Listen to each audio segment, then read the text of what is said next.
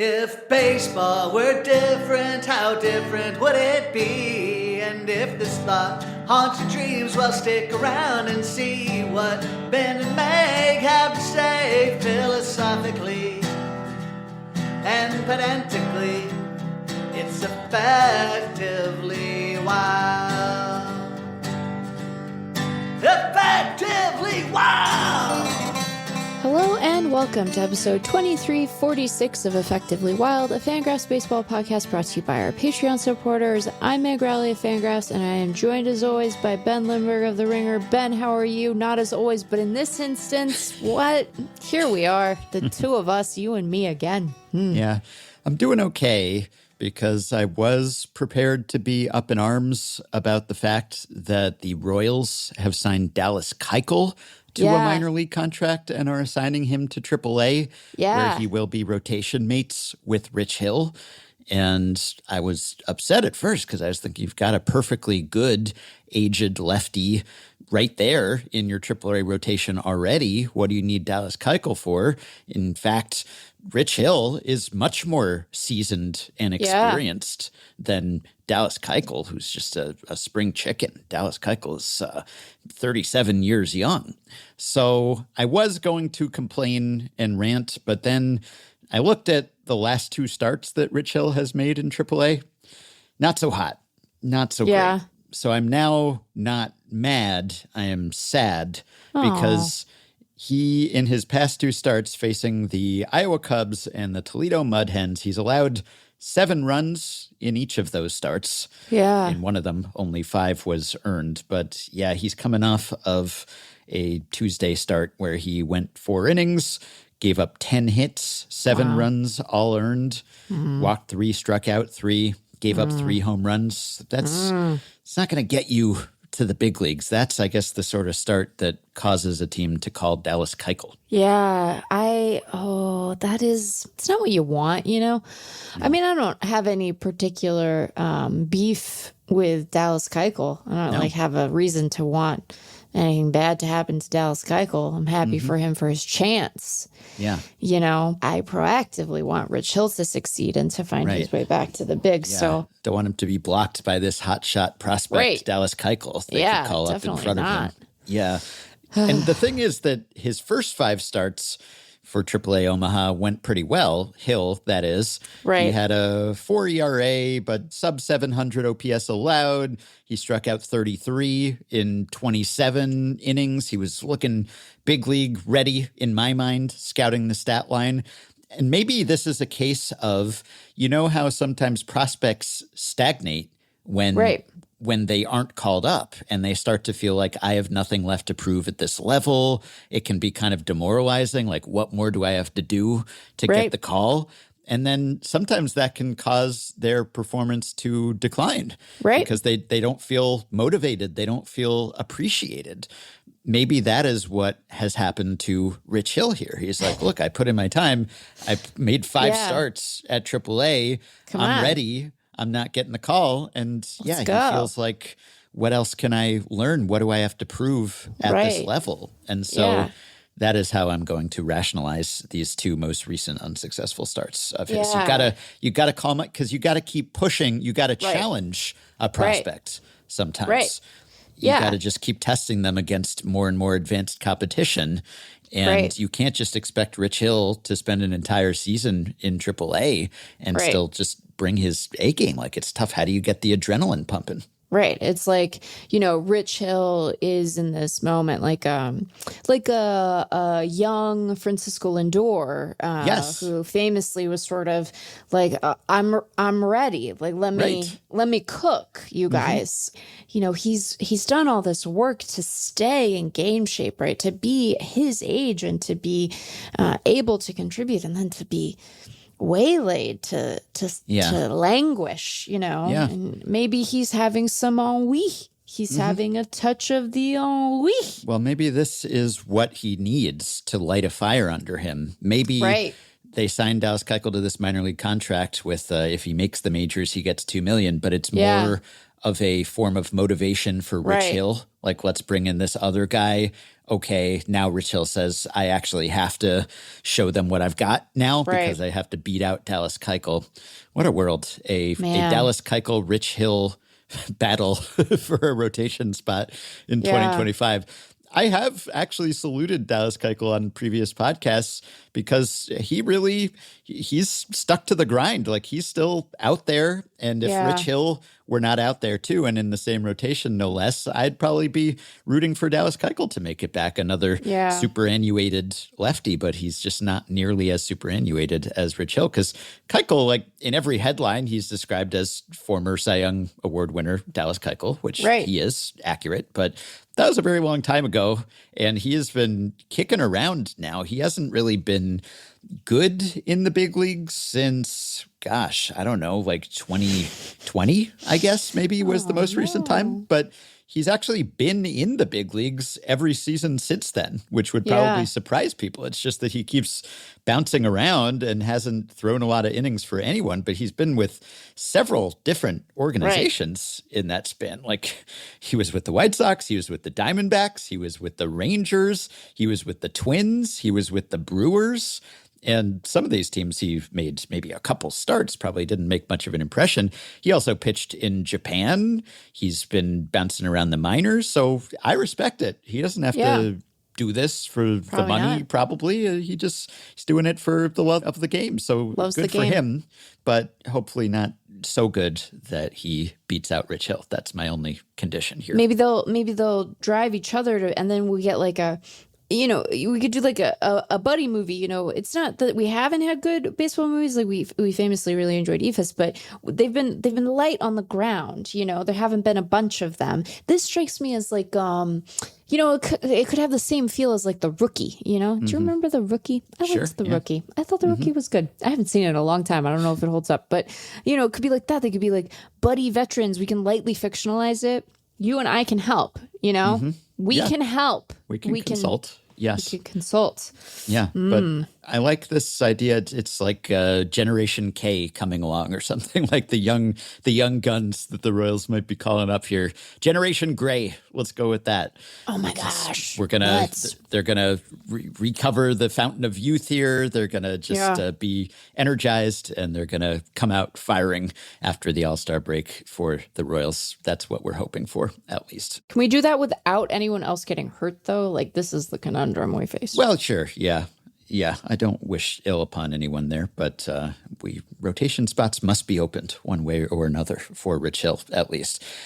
Wanted to just do a at least once a season salute to Jose Ramirez, just because I know that we're kind of past talking about whether he's underrated, because we've all just collectively agreed that he is the default answer to who is the most underrated player. And then once you became that default answer, then can you still actually have a claim to the title? But have we even mentioned Jose Ramirez on the podcast this season? I don't know that we have. We certainly haven't discussed him in any kind of dedicated way. And I guess that there are, at least 3 reasons maybe that we don't talk about Jose Ramirez as much as his performance might merit, even though we all acknowledge that he is one of the best players in baseball. Yeah. He is, again, the most valuable player on the Guardians for it's been several years running that he has been either top or very close to the top. He's on pace for another, standard, just ho-hum 5-6 WAR, whatever it is, season. He's in the top 6.2 by the most recent reckoning, if you're going by percentage of games played. Okay. Perfect. Yeah, he's in the top 20 of all players in baseball in WAR. Just another standard carbon copy Jose Ramirez season where he's at roughly 40% better than a league average hitter and good base runner and just like overall value. Like, this is how he does it. And I guess one reason, maybe it's kind of a not big market bias.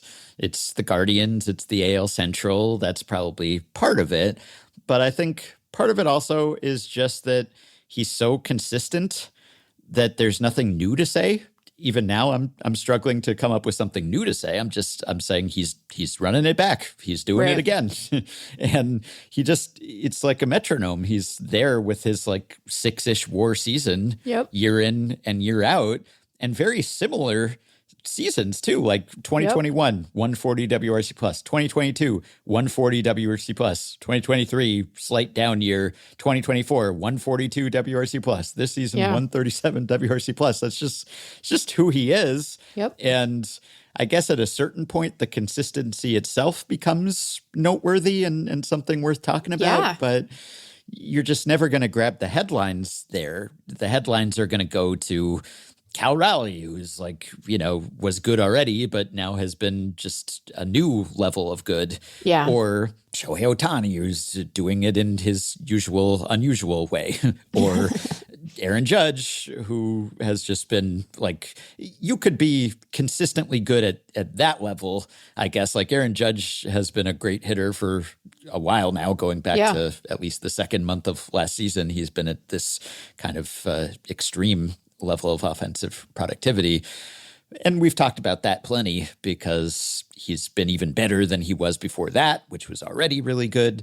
And he is just at a level of elite that you can't not talk about that.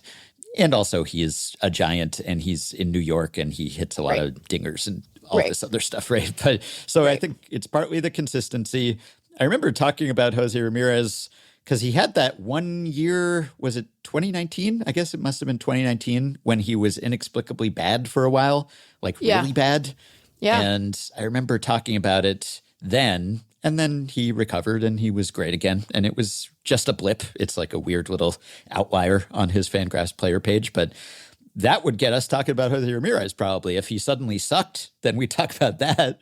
It's you get a raw deal because you're just always reliably great. Then what is there to say?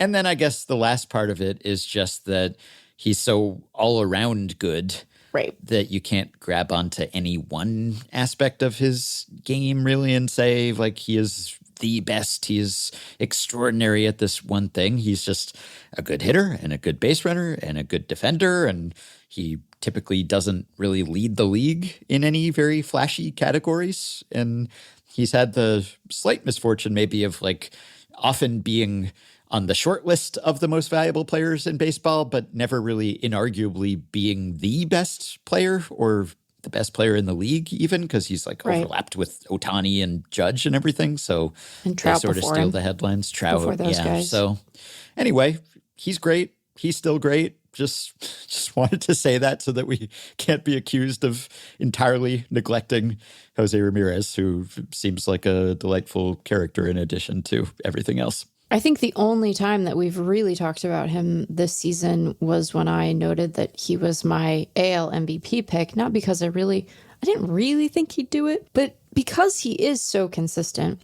and because he is so good. I just felt like somebody on our staff should have him in there. He should be one of the guys who's on a ballot somewhere. We don't want to look back and have had no one pick that guy. So I did. And I felt fine about it. But yeah, he's having just a very Jose Ramirez type year, and I think you've hit on the things that sort of stymie his impact in terms of being a national character a little bit. I really do think that a lot of it is just like he's good at a lot of things at a high level, but he isn't necessarily like the loudest player in terms of like the tools he has on the field. Like he hit almost 40 home runs last year. Which was notable, and I'm sure the Guardians were thrilled because like, gosh, is that a punch list lineup a lot of the time? But yeah, he's great. He's not like very big, but he's also not tiny. Like if he were Altuve sized, he'd probably get more attention for being Altuve sized, but he's not that small. And so you can't he's not that much bigger though. He's 5'8". Like he's not big. He's short of stature for a big leaguer. He is, yes, certainly. I always marvel at the listed weights to go along with the listed heights, like 5'8", 190 for a professional athlete. That's like a big 5'8" for like a fit athletic person. That's just, but like he's dense, you look at Ramirez and you're like, he's just like one big muscle, That's like the thing. It's dense like, little muscle. even the smaller of stature baseball players, I'm always surprised when I see the listed weight. And I'm like, wow, it's a lot of weight for that size for a professional athlete. But yeah, it's maybe it's even the fact that he has two extremely common names put together. Jose Ramirez. It's like a generic create a player or something. Yeah. So it doesn't stand out as much as a Trout or a Judge. So there's a little less for someone who's not watching him day in and day out to grab onto. But man, what a player. And both of the WARs agree. He's got to have one of the smallest Baseball Reference versus FanGraphs WAR differentials for a guy who has a lot of WAR.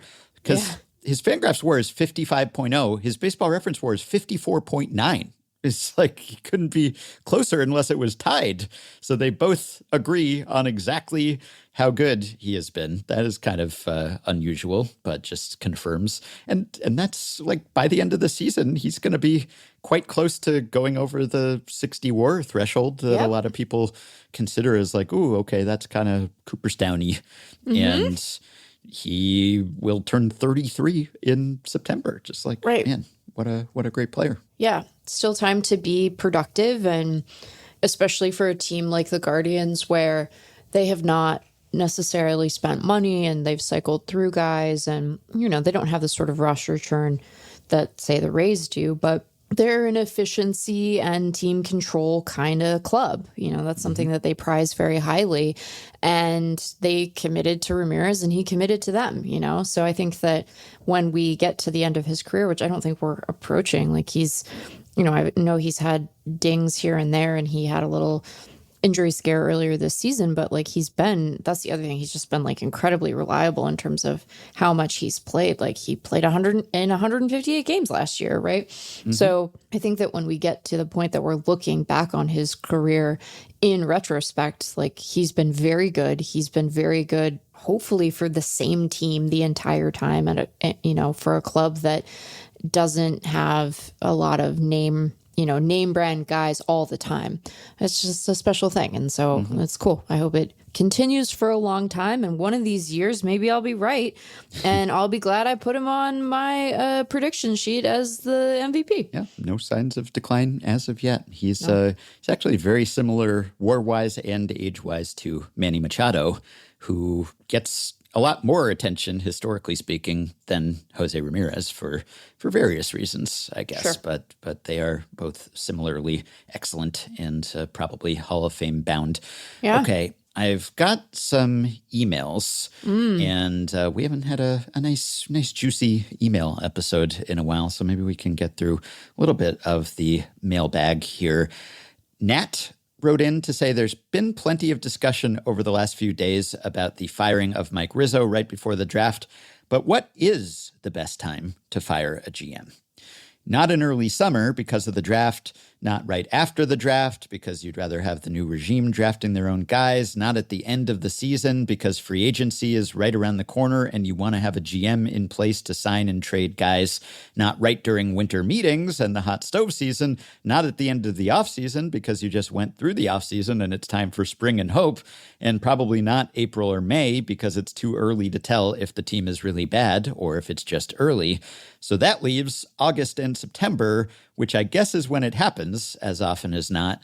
But even then, is a month long enough to do a whole hiring process before free agency? I guess maybe right before the draft isn't really so bad. So when would be the good time, I guess, to dismiss a GM, if this is a weird one? The one thing about firing a guy right before the draft is that if you have become convinced that this is the wrong person to run your organization, then I guess better to do it before they make a perhaps consequential pick than after. Or I guess it's possible that maybe there was friction over the approach to the draft and that precipitated the firing. That could be too. But even then, probably a week before is still not ideal, even if you say, I don't want this person making another number one pick for us. It's still probably a little bit more of a buffer before that would be good. So yeah, when would you do it if you could pick the ideal time to dismiss a GM? August. Yeah. I think there's a reason that gets landed upon more often than not, particularly for non-contending teams, which let's face it, are the ones that are most often moving on from their general managers. There's always a little bit of friction because typically front office folks' contracts run through the end of the playoff season, right? So they're running through October, but you can kind of get an early jump on both assessing your internal candidates if you're keen to try to promote from within, and also just taking stock of, who's potentially available either because they're rolling off of their contract or because they're likely to renegotiate, and you can kind of slip in that window between when they're under their current deal and when they might come free. So there's that piece of it. You're past the deadline. I understand that, like, if it's a person you don't want to have control over your process, the deadline is probably a bigger potential issue than the draft is, because as we discussed last time, that decision certainly involves the general manager, and depending on the organization, maybe quite intimately, but you have lieutenants whose sole job is directing that process, right? And so you have, I think, greater sort of institutional backup around the draft. Whereas for the deadline, the GM's going to be really, really involved in all of that process, or POBO, or whatever their title is. So, there is that sort of to navigate, but you do it in August or maybe, early September, start to get a jump on your process and search. And I think that you end up having enough time. We definitely see teams that are sort of without a GM at the very beginning of the off season, and this isn't always true, but like if you're a club that's going to dismiss your GM, are you really going to be in a position where you're like, oh my gosh, we're missing out on the biggest free agents? Like, there are teams that move on from a GM or a POBO and are sort of more mid-tier, with the potential to contend. But I don't know that I can think of a recent example where it's like a team fires their POBO, and then we come to find out, like, oh gosh, we really would have liked to have signed Bryce Harper, but we had disruption in the front office, and so he wasn't interested in talking to us. So I don't know that there's like as much opportunity cost there as you might necessarily think, especially because they don't tend to get rid of everybody. Sometimes you do see these like very drastic house cleaning sort of things. And obviously, if you hire someone new from outside the organization, they're going to want to bring in some of their own people. But it's not like everybody leaves. So you do have some sort of institutional knowledge to tide you over from the prior regime into the new one. But, a lot of the time they're like, hey, let's overhaul. Let's do big process improvements. Let's change the way we do player dev. Let's change the way we do scouting. If that's the kind of GM dismissal and then teardown you're looking at, I don't know that like missing out on that year's free agent class is really costing you anything, if that makes sense. Yeah, I guess one advantage of just doing it early and at a weird time is that, in theory, at least you get your pick of the potential candidates out there, even if they're maybe attached currently, if you're the Nats right now. And I don't know how desirable that gig is given the ownership issues, but you can kind of get a head start on the other teams that fire their top baseball ops executive at a more conventional time. You've had a couple months to start interviewing or start putting feelers out. So that's the glass half full perspective, I guess. I do like the idea of just firing a GM at the end of the offseason, just like, you blew it. that was a bad offseason. That was lousy. You didn't sign anyone. Yeah, just you got to go. But I'd almost respect it, because it's like, hey, why wait to see your team stink for a couple months before you decide to do something? It's a process over results. But there you go. Yeah, it's interesting. I know someone who applied for a team job. You also know this person.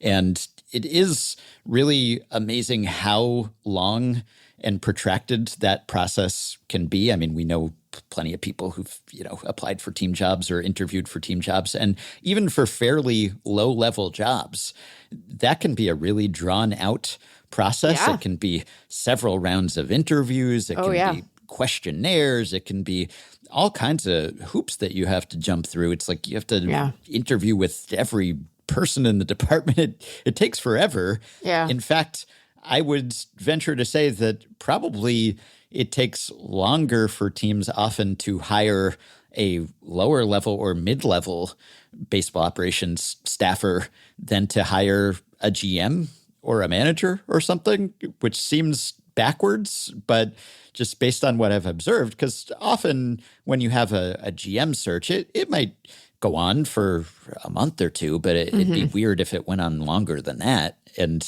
there are definitely times you're applying for some mid-level front office position, and it can stretch on longer than that. I guess because it's just a lower priority, but it's also so much lower stakes that you think, and maybe it's that also they're just more people to talk to, or more people who might have a say. Because if you're interviewing for the top job, then you're kind of interviewing with the owner, really. Like the owner has the say.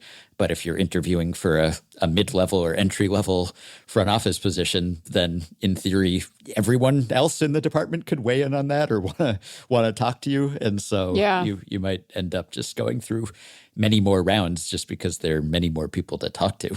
And I think that there, when you're looking at those more junior positions, there's like a more recognizable application process, right? Like they're posting those jobs on like Teamworks and stuff. And so they are having to sort of cull through a lot of applications. And, because those positions are typically attracting more junior folks who don't have like an industry track record to necessarily go off of. I do think you have to do more like real assessment of them because that person doesn't necessarily have a reputation that precedes them, right? They aren't being poached. They're not being recruited most of the time. I mean, sometimes they are, but often not. And so you do have to sort of build a profile of them from the ground up. They're like a low-level prospect, right? It's like, oh, what do we have in this kid in the DSL? I don't know. We got to like really do some work here because we can't just rely on, their stats at AAA. It's a lot like that. Who do we know who's applying for? Say it with me. No, I don't. You should message me though, because now I'm curious. I'm like, what if I don't know? What if I don't know, Ben? It's not someone on your staff, so don't worry. Okay. As far as I know. All right. But yes, it's true. You have to winnow down from a large applicant pool, hundreds of people who you may not know anything about. It would be funny if teams posted like Pobo on Teamwork Online. And we're just like, here's what we would like. Here's, the prerequisites. Here's desired 15 years of high-level front office experience, or, we'd like you to be able to use Excel or whatever it is, and just here's the salary range, and please feel free to apply. Send a cover letter, answer a few questions, and we'll get back to you. Yeah, I wonder how many applicants they would get for something like that. Well, and it would be funny too because, having them have to articulate the difference in skill between, a mid-level baseball ops person and the GM would be really funny because do you need to be able to, be conversant in 4 different programming languages? I mean, I don't know, probably not at that level, but it would be funny to, have them sort of lay out the specifics there. The salary range thing would be very interesting too. Yes. Oh, okay. That wasn't who I had in mind. Okay. We get to have a little secret.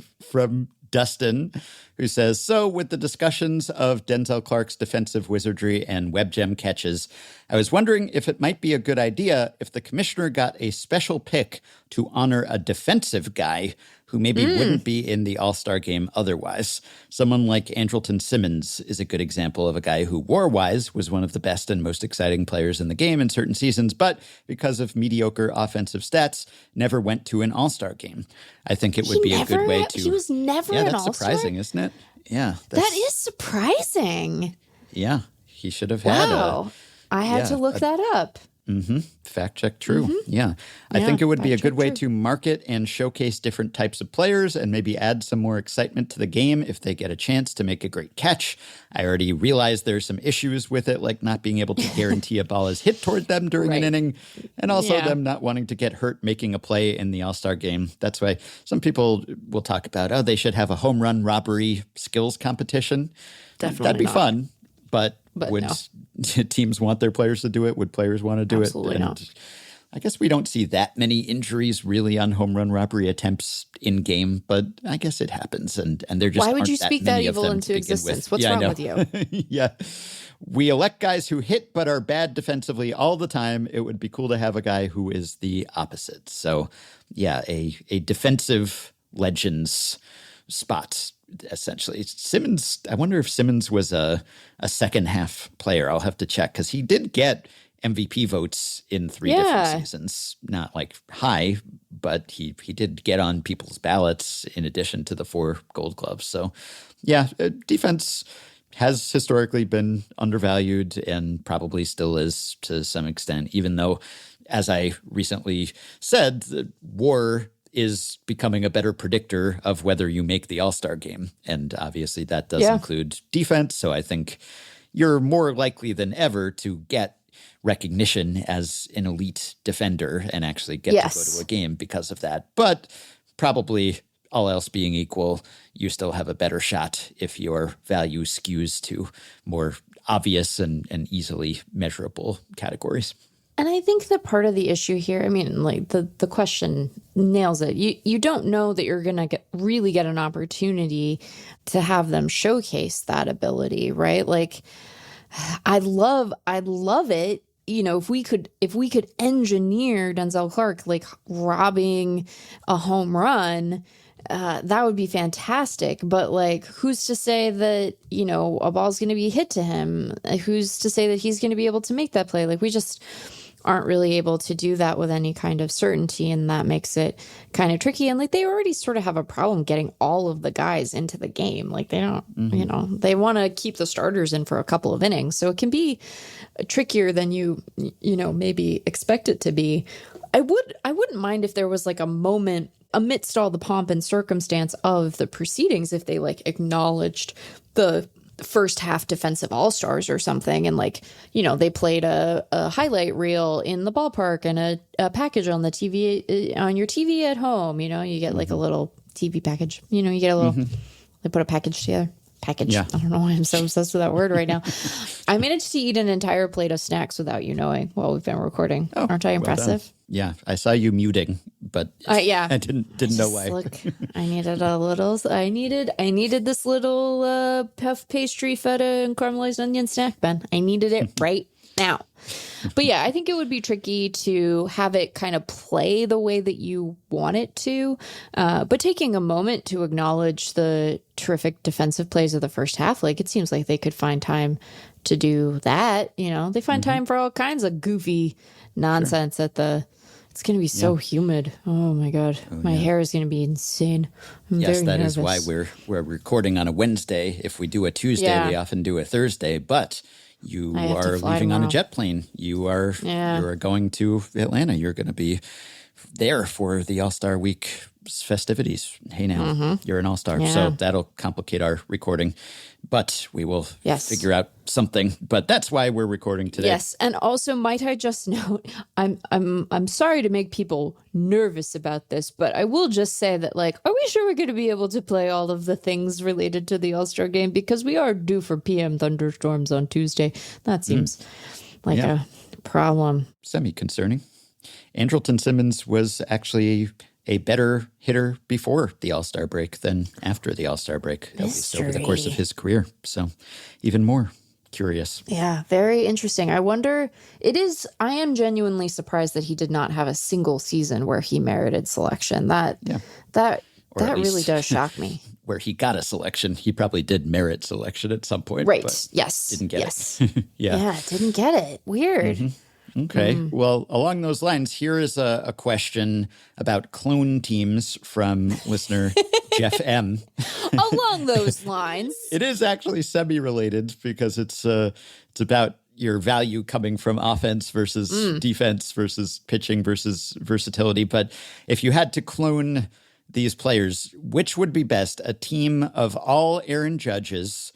This is going to be like one of those, 100 duck-sized horses versus whatever. I've definitely mangled that, but it's one of those. But it's not just a team of giant Aaron Judges and a team of smaller players. It's a team of all Aaron Judges, a team of all Dalton Varshos, or a team of all Zach Wheelers. So we have the great pitcher, we have the great hitter, and we have the guy who's a good hitter, but also is like a defensive standout and versatile and can catch and can play center field, can do it all, or can at least do those things. Can't do it all necessarily. Can I ask a clarifying question about a hypothetical you didn't originally pose? So if we pick a team entirely of Aaron Judges, does it mean that only the position players are all Aaron Judges, but then we get to field the pitching staff, or is everyone an Aaron Judge, including the pitchers? I think the pitchers are Aaron Judges as well, because I think if there's a pitcher and a hitter in the question, I think that's what Jeff is going for. Yeah, I think I would opt for a team entirely of Aaron Judges. You'd score so many runs. You look at him and you're like, he could probably pitch if he were given the opportunity. I mean, like, are we cloning them at a very young age and then raising them to be baseball players? Because if that's the case, then definitely Aaron Judge, because you could say, okay, I want all of you Aarons to stand in a line and just throw this ball as hard as you can, and let's see how it goes. And then you pick the ones that, have the most obvious velocity, or maybe you see if any of their pitches move in a funky way. And then you select out those young Aaron Judges to become pitchers, and the rest, you're like, congratulations, you're the tallest shortstop in the history of baseball. How nice for you. I think it's the finished product that you are cloning in their current form, at least. I still think I take Aaron Judge because I am more confident in my ability. I mean, not my ability, to be clear, but in someone's ability to take an Aaron Judge currently constituted and teach him to pitch it wouldn't be good. I want to be clear about that. It would be bad, but it would still, I think, be better than Zach's Wheeler trying to hit. Right? Don't you think? I mean, what a ridiculous notion. Where do you keep all of them, Do you need a bigger charter? It would be hard to house all of those Aaron Judges. Right. Like, do you need a bigger charter plane if your entire team, because do you have to take seats out so that you can, does he have a bigger? You need a lot of leg room, I guess. Seat on the Yankees charter? The Yankees, by the way, extra breaking news, just DFA'd DJ LeMahieu. They did, yeah. They did. They still owe that guy $22 million. That's amazing. You definitely don't want to build your team entirely out of DJ LeMahieu. So that doesn't seem to be going well on either side of the ball. Maybe DJ LeMahieu should learn how LeMahieu. I can't speak at all today. But maybe he should learn how to pitch, and then he could have a second wind like Anthony Gose. Yeah, this is actually kind of tough. I did an article because you're like, okay, she's tired herself out. Now I can talk.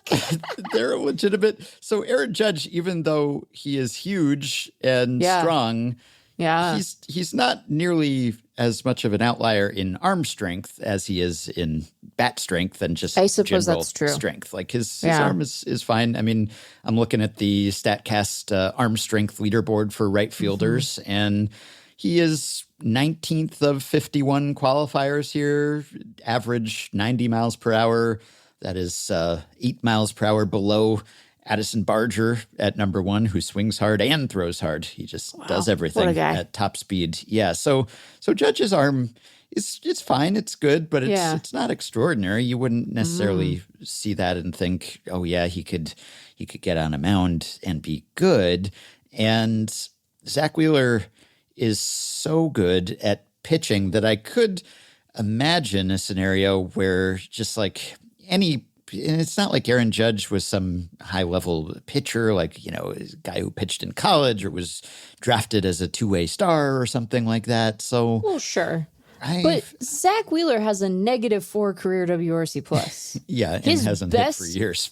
Right. His best year at the plate was 2019, his final season with the Mets, where he had a 54 WRC plus. He hit 211. He did hit one home run, though, so, maybe you can train him up. He's also 35, so, and Judge is 33, so maybe Varsho's the answer, just because, one, you get actual positional versatility, and he's only how old is Dalton Varsho? Dalton Varsho. I don't want Dalton 29. rushing. That's an entirely different person.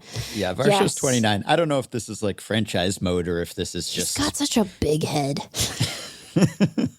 He's got a Judge's big head. Is not small either, but yeah, no, I but think like for his body is really big. Yeah, I guess that's Dalton Varsho, 5'8", 207. 207. I believe it. That guy is like a little. I want to be clear. I'm not actually trying to compare a human person to an animal. I realize that can get problematic real fast. But I think Dalton Varsho said, you can decide if you think this is too much and cut it. I'm leaving this entirely up to your discretion. I mean this in a complimentary way. I don't mean this in a... He's got like a Rottweiler's head, Dalton Varsho. His bones look like they're thick, like they would... The opposite of bird bones. He is the opposite of bird bones. He's just got a real noggin, I bet like at least 50 pounds of that 207 is his head. Well, he was a catcher, but yeah, I'm assuming that this is if you have to win one game or it's one season. We're not planning for aging effects here, probably. If it's an entire season, this entire thing is so disastrous as to be ridiculous. Well, you would lose. How many games could you possibly win? It would be a real problem. I think it would be very bad. Well, yeah, a team of Zach Wheelers, you're going to have the best pitching team of all time. I mean, and the worst offense imaginable, and the worst offense of all time too. So it's going to be a team of extremes. I was thinking, I wrote an article in 2021 about which were worse position player pitchers or pitcher hitters, because I was looking ahead and I was saying, maybe these things will go away. Like it is a weird feature or bug of baseball that we do regularly see players doing things that they are not remotely qualified to do. Yep. I think that happens more often in baseball than it does in other sports. Like most other sports, like, you have maybe like the kicker who now has to block on the punt return or something like that. But, that's fairly rare and brief. And in baseball, it was a feature of the sport for a very long time that pitchers had to hit. And for most of that time, they were not remotely qualified to do so. And then position player pitchers, of course, are very bad at what they do, too. And this is just sort of an accepted practice. And so we don't regularly see, I don't think, elite athletes in other high-level leagues playing that far out of position. And that can be kind of fun. Like I lamented the end of the Waxahachie swap, the tactic where you could move a pitcher from the mound to left field for a batter and then bring him back to the mound, and the 3-batter minimum kind of killed that. That was fun in isolation or in moderation, but pitcher hitting, not so good because it wasn't in moderation, and then position player pitching has kind of gotten out of hand too. So I did this piece because I was thinking, okay, universal DH is coming, so we won't have pitchers hitting so much anymore, and then they're at least trying to take some steps to cut down on position player pitching to varied returns. And so I kind of wanted to memorialize that by figuring out, well, who is actually worse than this? And I did a lot of data and stat stuff. And I determined that pitchers were worse at hitting than position players were at pitching. And there's a little bit of a selection bias there, maybe because any pitcher who was in the National League had to hit, whereas the position player pitchers, you could choose which position players to throw out there. And, maybe they'd be a little bit more qualified. That used to be the case, at least. Now it's not so much anymore. You don't have to fake it anymore. You can just lob a pitch in there, and that's considered okay. But, yeah, I think that might be true. Because the thing with pitching is that you can just get a lot of luck. And you can at least, like, guys will hit the ball hard, but right at someone. And if you have Dalton Varsho is your entire defense. Now, it's not like the all Aaron Judge team is going to be a good defensive team too. That's going to be a pretty terrible defensive team. Like, right. He's a pretty good right fielder and has been able to hold his own in center at times, but it's not like he can catch, right. It's not like you're going to put him at shortstop and he's going to be good. So that's going to be bad. That's the only argument for Dalton Varsho, is that there's more defensive versatility there. And so maybe he can handle himself well to the point that you'd be good at defense, and maybe that would make up for how much everything else is going to be bad, how bad he's going to be at pitching. Although even Varsho, I mean, he's, he plays center ridiculously well and could play catcher too, and he could play some corner outfield, but he's never played infield in the majors. I mean, not counting catcher. We had that debate, but it's not like you're going to put him at short and he's just going to be a natural over there. Now, he may have the skills to be and the just baseline defensive acumen that you can kind of put him in any position and he can fake it at least, because catcher is really going to be the disqualifying one for a lot of players. And so, yeah. Can you imagine Zach Wheeler catching? It would be terrible. Yeah, because even someone who's good at non-catching defensive positions, you put him at catcher and they're not going to know what they're doing back there. No. And so Varsho has a huge advantage in that he can catch. But even so, I think I'd take the Judges over the Varshos. I think I'd take the Varshos over the Judges, maybe. You've talked me into it. Well, because it's not like Varsho's a bad hitter. He's an average hitter, at least. Yeah. So, but Judge is such a better hitter than he is. Like, that would be an all-Judge offense. Can you imagine? You'd never have to play defense. Because Aaron Judge having to catch and field shortstop. Right. Yeah. That'd be bad. That'd be bad.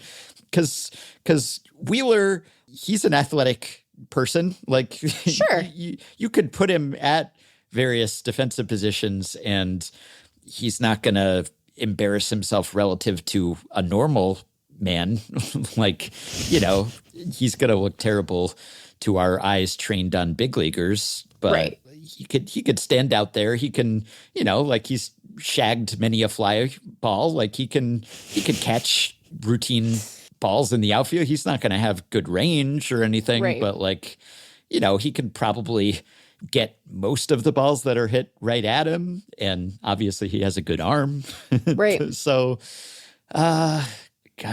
just like completely unqualified guy at every defensive position, but then one of the best pitchers in baseball, if not the best pitcher in baseball pitching at all times. And defense is going to matter a little less when you have the all-Wheeler staff, because you're going to get a lot of strikeouts.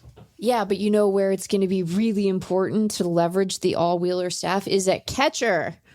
Yes, it's true. Got to catch the ball, Ben. Sometimes you got to frame it up for him even, Yeah. Maybe if you taught him one knee down, it would be fine. Mm-hmm. Maybe so.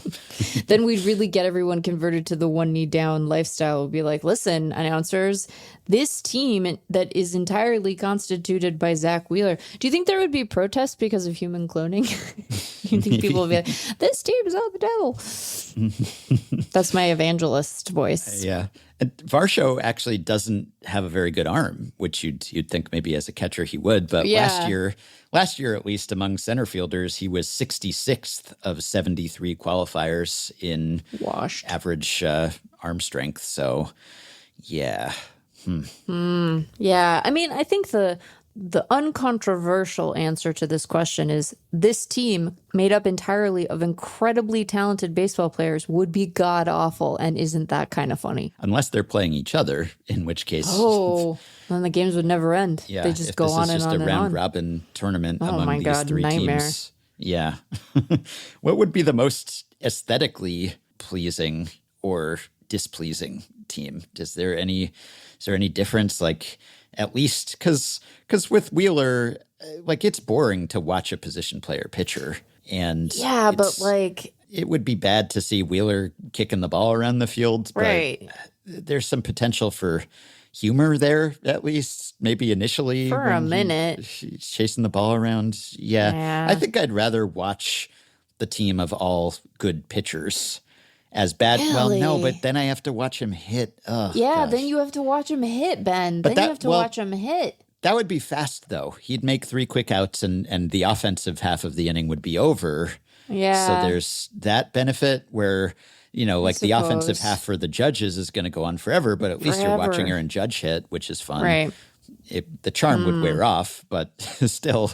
I mean, yeah. So I think, that might be a case for the Wheelers because, it's boring to watch a position player pitch and then the flailing at the plate, it's going to be over quickly. And most of the time he's going to be on the mound. Yeah, I guess, but I'm not. I think that what I'd rather do is avoid the entire experiment. I mean, it would be fun if you could clone a couple different guys. So you have the best of each model and then you mix and match. And then maybe then the games never end either. Yeah. I think maybe we want to avoid cloning. That's the answer. Stay away from it. Yeah. The other thing is that pitchers do play defense, Yeah. So they're less out of their depth playing defense, I would say, than I guess, but Judge is pitching or Varsho is pitching. Yeah, there's getting off the mound well and covering first base, and then there's playing center field. At least you've worn a glove. You can catch the ball, the bare minimum. It's so remarkable because all of these guys, even the ones that aren't good relative to their peers, as we talked about last time, they're the very best. They're so talented. The way that they approach this stuff is so incredible. And here we are talking about how you take 2 of the best in the league and a very good everyday player and made a team entirely of them that it would just suck to watch. That's amazing. What a sport we love. Huh? Yeah. Okay. Well, I think the problem with the Wheeler team is that team's never going to score. No. Really. And he's going to put up zeros on the mound, but he does have to score at some point to win the game. And even with Judge or Varsho playing every defensive position, you can play in on him. Right. It's just he's going to get shut out a lot. And no matter how well he pitches, it's going to be a Paul Skeens situation and he's not going to get the win. Whereas Judge is just going to rake and he will get some outs just from luck, just from balls being hit at people. Right. And that might be enough for me to go with him. And then the question is Judge versus Varsho. Also, I could believe that position players have a higher level of all-around athleticism than pitchers, I would say, just because pitchers, if you're in the big leagues, you're a good athlete, but it is a more specialized skill set. Yeah. Whereas I think that's a fair. hitter, you have to run more regularly than a pitcher does. You have to have incredible coordination to hit. Unless you're a dedicated DH, you have to play some defensive position. Right. So, yeah. All right. I guess I'll go with the Judges, but it's tough. Love so much that we have spent the amount of time on this question that we have. This is what differentiates our podcast from other podcasts because we're just sitting there really trying to work in and figure it out, Yeah. Judge pitched in high school, so that's something. I started by saying this, and then you were dismissive, and I was like, maybe I was wrong. I mean, I didn't say he pitched in high school, but I'm like, look at the guy. Don't you think you could get him up on the mound? I think the real key to cracking it is to clone them earlier in their life. Yes, that would help. Yeah. And then you can present to them a variety of different paths. And so it's not that they'll become good. It's not that the guy who grows up to look like Aaron Judge is suddenly actually well suited to catcher, but at least he, catcher Judge would have experience being a catcher, and gosh, he'd be so tall back there. It would be so, I think that I've changed my answer. I want the team of all Judges just because the amount of amusement I would get from catcher Judge and catcher shortstop, I think would outweigh any other considerations, because just think about how big he would look back there in his crouch, even in a one need crouch with the umpire. Amazing. Yep. The comedy, spectacular. Max says, How gradually would MLB have to move the mound back for players and fans not to notice? When would we figure it out? It would happen very soon.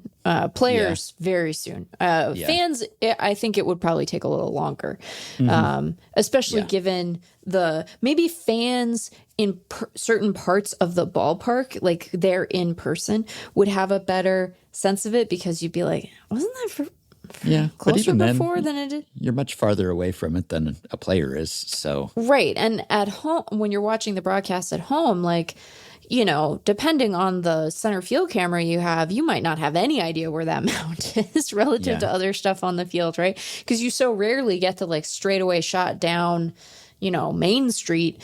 I think it would take folks at home a while, but I think players would know very, very quickly. I think so too. Yeah. And it would show up there's still some debate about what effect it would have, of course, on pitching and offense. But if you're a pitcher, you'd notice quickly because, you just would be missing your spots, or you'd notice that things were different. Like your command wouldn't be as pinpoint, and the pitch would lose more speed by the time it reached the plate. Right. And we'd see it in the data probably pretty quickly too. Yes. I mean, assuming that MLB is not cooking the books StatCast-wise to hide the conspiracy. Yeah, but if they continue to report the data that we have now, then we would see that the league-wide extension figures changed. Well, I guess if they kept measuring extension from like distance in front of the rubber, then that wouldn't necessarily change. But, you know, like velocity, maybe even velocity wouldn't change, because if they're measuring the pitch speed out of the hand, that wouldn't change either. Whereas in the past, they used to measure more like, you know, between the mound and the plate or around home plate. And so it would lose more speed along the way. So, yeah, you could kind of camouflage it, I guess, maybe if you wanted to with the data. But yeah, pitchers would pick up on this very quickly. I mean, you could move it millimeters, but when you start getting into like even fractions of an inch, like could you move it half an inch, and would people notice that? Gosh, I don't know. I feel like you could get away with that. Yeah. I think a pitcher would notice that. I think they'd notice half an inch. I don't think so. I do. I wouldn't be surprised if there's that much variability now in distance from home plate. I don't know exactly how precisely that is measured, because you got to figure, you know, like the mound like changes shape over the course of a season, and are they measuring that down to the half inch like lasers? Are they bringing lasers to bear? I'm sure that someone is measuring. This is pretty important. But if you told me that there's a half inch difference between the closest mound and the farthest away mound, it wouldn't shock me. I guess I would say they should probably do something about that, but I wouldn't be surprised, because you constantly hear things about mound height. Now that's different, obviously.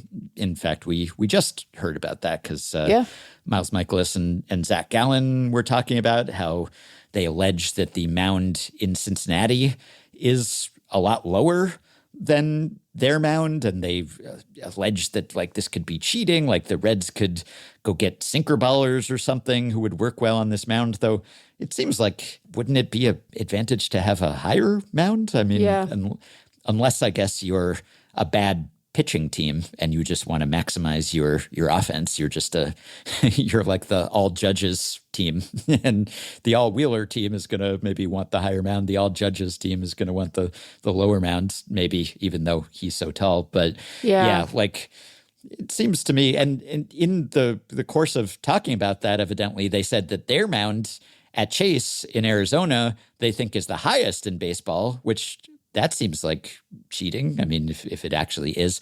But that's throughout baseball history. You have heard allegations or documented cases of teams just massaging, finessing the mound height or slope and other things about, like, you know, grass height and the slant of foul territory, all these things. If you're like a team that bunts a lot, that sort of thing. So there's variability in mound shape and height, probably less than there used to be, but still some. But I would guess a lot less variability in mound distance. But there's got to be some. So I think you could move it back half an inch and that wouldn't cross the just noticeable difference threshold. But any more than that, it would. And then you get pictures of the riders taking pictures of the mount, and then yeah, right. Okay, here's one from Bertiel, who is a Patreon supporter, says, how can you not be pedantic about stat categories? On an episode sometime around May or June, Ben mentioned in passing that WAR is a counting stat. I was probably talking about how innings pitched does increase your WAR, because sometimes people will say like, oh, they only care about rate stats, but no, WAR takes into account how often you pitch too. Maybe it's still underrated because you're sparing the bullpen or whatever, but it's a factor. But the question continues, I object to this. I heard this a couple times, and I think it originates from fantasy baseball, where we have counting stats and rate stats. And from that, everything that is not a rate stat has been grouped as a counting stat. I don't know if that's from fantasy baseball or maybe it's just from real baseball, because fantasy baseball stats come from real baseball. We have counting stats. I promise the fantasy baseball is almost never my reference point for anything. She says lovingly, with so much love, with just the deepest love. But counting, if we steal Wikipedia's definition, is, quote, the process of determining the number of elements of a finite set of objects. This makes sense for home runs, hits, strikeouts, innings pitched, and so on. But you cannot count WAR. You can calculate WAR, and it is an accumulating stat, as all the counting stats are. So my opinion is that we should contrast rate stats with accumulating stats, and counting stats are a subset of accumulating stats. So he's saying that that all counting stats are accumulating stats, but all accumulating stats are not counting stats. And WAR, because it's calculated, it's not exactly like a number of discrete events that happened that you can count, that it is not like, there is some difference, but I'm still comfortable calling it a counting stat. I feel fine calling it a counting stat. I think that to note that there are differences, sure, right? There's a home run. You add those 2 home runs, you have 2 home runs. Yes. You counted them. There are 2. Yeah. But you can, well, first of all, you can count WAR, right? You can count them up. You can add them up. You can do all kinds of things. I guess adding and accumulation are sort of related concepts, aren't they? But they're probably too close as words to make the distinction clear. If you said to someone, that's a counting stat, that's not a counting stat, that's an accumulating stat, they would say, what's the difference? Right. And then you'd have to explain. So I think that I understand the impetus for the question and certainly the sentiment behind it. But I do think that sometimes definitional complexity adds confusion. And since we have a very clear understanding of what a rate stat is, and you can accumulate WAR, and the accumulation does directly affect how much you have, right? The more you play, the more WAR you can potentially get. I'm comfortable calling it a counting stat because we all know what we mean. The big difference is that WAR can go down, whereas a traditional counting stat cannot decrease unless, if a hit is redefined as an error or something, then it can change. But for the most part, if you hit a home run and the game ends, then you have that number of home runs. And obviously, historically speaking, sometimes we find out that someone was overcredited or undercredited, and then they'll take something away or give something back. But that's just because we miscounted. It's not because like the number of events that happened changed in reality. But WAR, you can keep playing, you can keep doing things, and your WAR total can decrease. Go down. Yeah, and this is one of the things that makes it less well-suited to like milestones and round numbers and everything, because the numbers can change retroactively, and also you can't count them in the moment. You can't recognize necessarily, he just hit that WAR threshold until like the numbers run after that. So there are some hurdles there, but I still think that I'm comfortable just lumping it in as a counting stat, just to make it's definitely different from a rate stat. And if you are above replacement level and you play more and do more things, then the number goes up. So, and I think having that, helping people to understand that component of it, particularly in the case of pitchers, particularly in the case of pitchers having a good season, but maybe not throwing quite as much as like accumulators, right? And we do can sometimes refer to players that way, I think is useful as a way of helping people understand what exactly is going into the stat. Because I think that there's this idea, particularly, we run into this maybe more than like Baseball Reference folks do, because there's this notion, we've talked about this on the pod before, that like FIP is abstracting away from the actual results on the field in a way that makes it like hypothetical, right? Rather than capturing something real. And so I think every opportunity that we have to help people understand like the way that it is grounded in actual results is like a good thing for us to do, to kind of help people understand why we approach the calculation of the stat the way that we do. I have another bit of news, extra. On Jose Ramirez, extra, not participating in the All-Star game to focus on, quote, recovery and preparation for the second half of the season. So Isaac Paredes will be taking his place and is an All-Star for the second straight year. Oh, that's nice. Okay. Yeah. Well, second half has already started, Jose. Sorry to break it to you. Oh, boy. Okay. The other thing, I guess, is that you can count WAR across seasons. You can add up WAR totals for a player, That's what which I'm saying. You can add them together. Yeah, you can't really do that with a rate stat. So no, you can't. I can add. I mean, you can like calculate it over a span. You know, you can do that, but you wouldn't. Yeah. I mean, you would, but you wouldn't. You know, it doesn't change it being a rate stat. But yeah, you can add them up. You can go like this. So you got 4 over here, and you got 5 over there, and you add them up, and you're like, over the past 2 seasons, you've been. What did I say? 4 and 5. He's been a 9 WAR player. There you go. Wow. Yeah, you can do math. Yeah, it's good arithmetic there. Yeah. It's less about doing the math and more about remembering what I said even 10 seconds ago. But here we are. I'd forgotten that Jose Ramirez is a multi-time home run derby participant. He's he's kind of in that Mookie category of like, he's a good home run hitter, but he's not necessarily the type that you want to see in the derby. Right.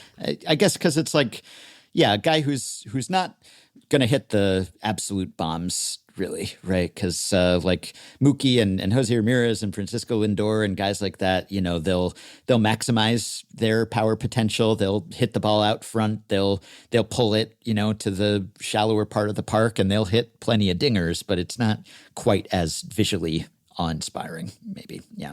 All right. Question from Eric, who says this idea was originally inspired by Whit Merrifield last season, talking about needing a new rule to punish pitchers who hit someone in the head, as well as your subsequent discussion about it on episode 2214. The core of the idea is as follows. What if a batter who is hit in the head is required to leave the game to be evaluated for a concussion, but if he is determined not to have a concussion, he can re-enter the game? Further, what if the player or players who come in to replace the hit batter can also leave and re-enter the game? This second part may seem like a stretch, but I hope my explanation will reveal why I think it would be necessary. And the question goes on for quite some time. I will put the entire thing in the Effectively Wild listener email database, but in the interest of time, I won't read the whole thing. But Eric does mention that he was originally inspired by you comparing the MLB and NFL concussion protocols. Right. And as much as we can question how quickly the NFL makes concussion determinations, one benefit the NFL has over MLB is that in football, they can take the player out of the game and keep playing while he gets tested and bring him back later if he seems all right. And yeah, the problem with baseball is that you can't really do that because of the way baseball substitution works. Once you're out of the game, you're out of the game, and they don't want to pause the game for very long. So what if they had a mandatory like exception to the once you're out of the game, you're out for good, that you can come back in, like kind of a old school courtesy runner situation, like you can insert someone temporarily to take this player's place, and then if it's found that he's okay, he could come back in. Just this lone carve out. I think it's a good idea.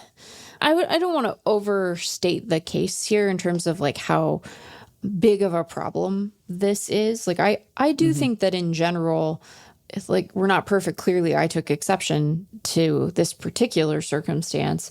But I think in general, like people are taking concussions in sports, regardless of the sport, just much more seriously than they used to. And there is a real emphasis on evaluation. They've changed the IL rules, right? So you have the concussion IL, and you see that taken advantage of, right? Guys being given the time to both be properly evaluated and then to recover from concussions when they do suffer them.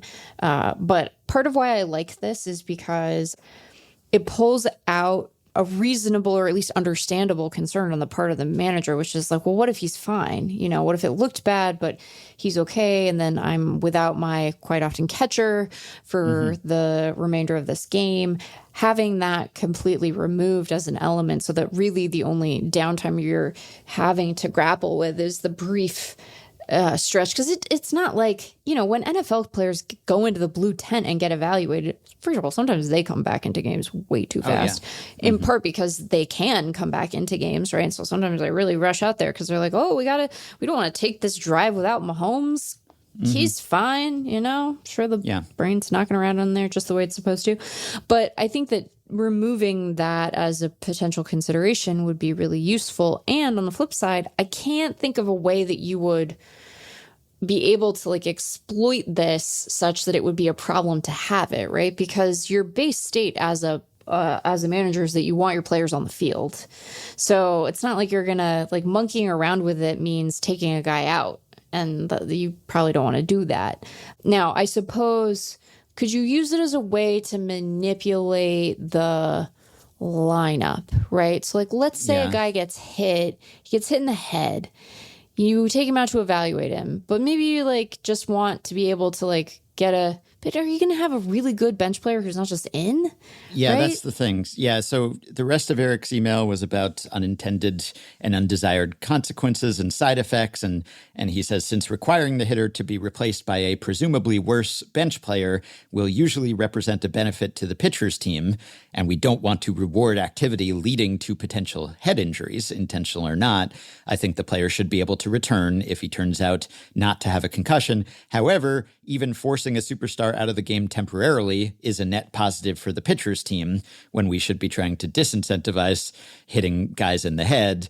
And so that's why he then advocates, well, maybe the hit batter's lineup spot becomes flexible until he comes back, and anyone who comes into that spot can be removed and re-enter it. Well, it's going to be harder and harder to sell because if you're then sort of monkeying with like the batting order in addition to the substitution rule, like these are some pretty fundamental aspects of the sport. And so that's tough. But yeah, you want to come up with something, he says, that helps the hitter's team and punishes the pitcher's team without overtly punishing the pitcher himself and allows time for the hit batter to be more properly evaluated for a concussion. So you wouldn't want actual head hunting to go on where like, the big star comes up for a high leverage plate appearance and you hit him in the head because he has to be removed and replaced by some scrub, right? Like that's you don't want to encourage that kind of behavior. No, definitely not. I mean, first of all, you'd have to be like a freaking psycho to do that. Yeah. To be like, oh, I'm going to hit him in the head with a projectile so he can't bat. Like, what is wrong with you? Go to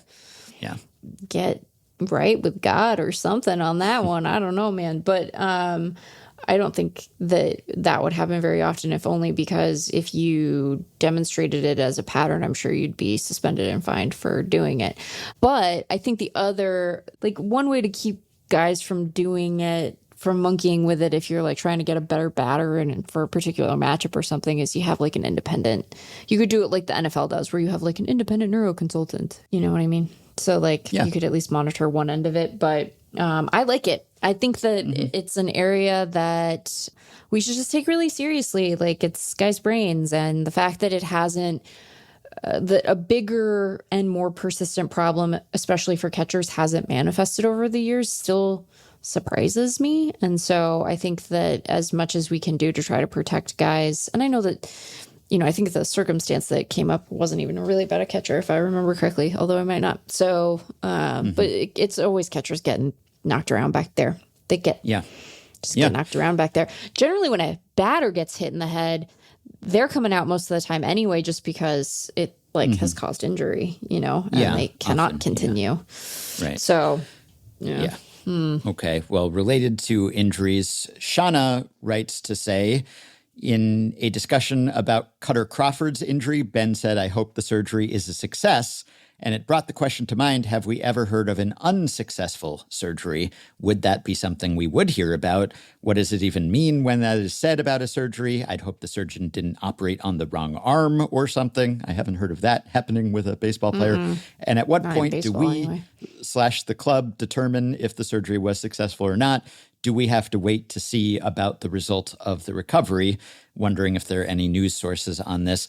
I think I've probably joked about this before, kind of that pro forma of the surgery was a success, because you always hear that update after someone gets Tommy John or whatever it is, and you don't really know if it's a success long term. You just know they didn't die on the table or something. Like, by that standard, the patient survived and woke up in the recovery room. So in that sense, the surgery was a success, and as far as they know, it was a success and they repaired the thing that they wanted to repair. But you don't usually know if it's really going to be a success until later. Like, I guess if it was a catastrophic failure, like we tried to put the UCL in there and it just didn't take, or we put it in the wrong place. It's kind of a low baseline to clear for the immediate announcement or report that the surgery was a success. But there are certainly cases where the surgery is not a success.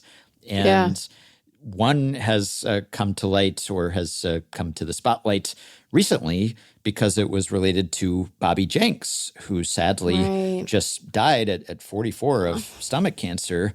And a lot of his late in life health problems were precipitated by a surgery that was not a success. And I don't know whether it was announced as a success in the moment, but he had surgery in 2011 to remove bone spurs in his back. And he was supposed to have like 2 levels of his spine decompressed, but the doctor didn't do the second level. And then when he sewed him back up, he left what was referred to as a serrated edge in Jenks's back. And that edge sliced Jenks's back open, and spinal fluid leaked, and there was an infection, and it almost killed him then, because it went to his brainstem, and he had to have then emergency surgery a couple weeks after the first procedure, and he was like bedridden for months. And then, I think this also led to like issues with substance abuse and just the pain and the recovery from this. And so it like really affected his quality of life for the rest of his life. And he sued for malpractice. And there was a settlement, and he got like $5 million. So this was a case of just negligence or just not being careful in this. Oh my God. I knew there had been like a surgical issue, but I did not know the spinal fluid component of it. Yeah. That's horrifying. That's a nightmare. Very bad. So it has happened. Jeez. Yeah. And there are some maybe lower stakes cases. Like I was just Googling quickly before we started recording, 10 years ago, Nolan Reimold sued Johns Hopkins because he was, he said, prematurely cleared to play following surgery. So I don't know whether that counts as the surgery not being a success, but he had surgery for a herniated disc, and then he was discharged, he said, without any restrictions, and then re-injured himself, and they didn't tell him not to do strenuous physical stuff, and then his bones weren't fused, and he got hurt again. So I guess you could kind of consider that a surgery, which is not a success if you count the recovery from it. Yeah. Weren't fused? There was another one with Rob Seganin, who sued the team's hand consultant for negligence. And this was another case where it was he had pain in his wrist. And then I guess he said that the doctor didn't properly apprise him of his condition, and he was negligently recommended unnecessary surgery. So I guess if you have a surgery that you didn't have to have, that would be that's certainly unsuccessful on some level, right? And sure, yeah. And then said that his injuries would result in permanent impairment. And man.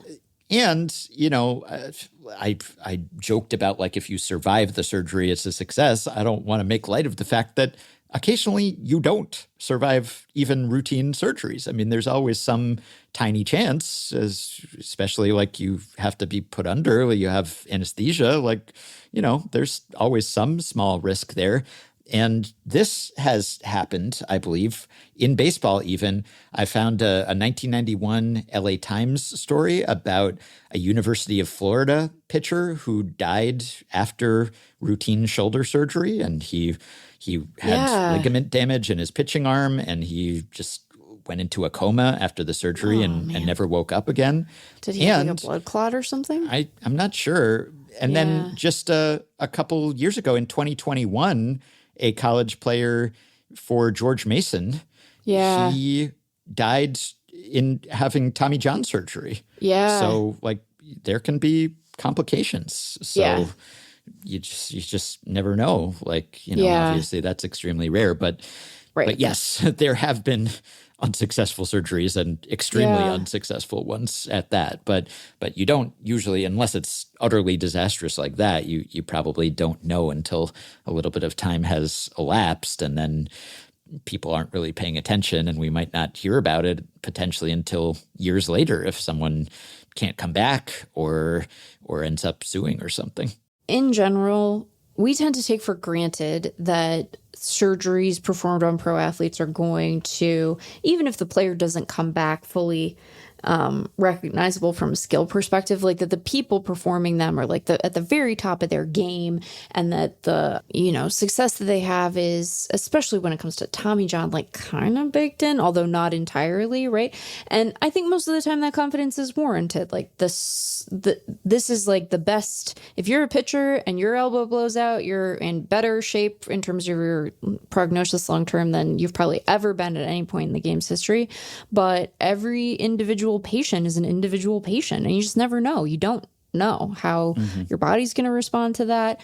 You don't know how. I mean, like, sometimes I imagine that for a lot of these guys, it's the first time in their entire lives, and maybe the only time in their entire lives, that they have had to go under anesthesia. And sometimes people react very badly to that. So there's just always risk, and you don't want to make people feel nervous about getting like routine, quote unquote, in terms of how frequently they're performed medical procedures. But like, it is good to keep in mind that like, you're not guaranteed to, first of all, have an elbow that can bear, you know, 200 innings of pro baseball a year. And, you know, there can be other consequences as well. The Jenks thing is rough. I didn't know. Spine, you know, like, I just, doctors are amazing, because hard pass on all of that. For me, I like, no, thank you. No, thank you. Yeah. He also, I guess, part of his suit was that the surgeon was doing two separate surgeries simultaneously, like two-way surgery. It's called concurrent surgery. And I don't know that that's always inherently irresponsible. I'm sure that you do it under the right conditions and you're trained for that and everything. Maybe it's okay. But you could imagine that you'd be a bit distracted by trying to juggle just two surgeries at the same time. So I mean, not having to recover twice, not having to go under anesthesia twice. Like, I can imagine that. I mean, to be clear, I just probably betrayed how little of a doctor I am. But I can imagine that being.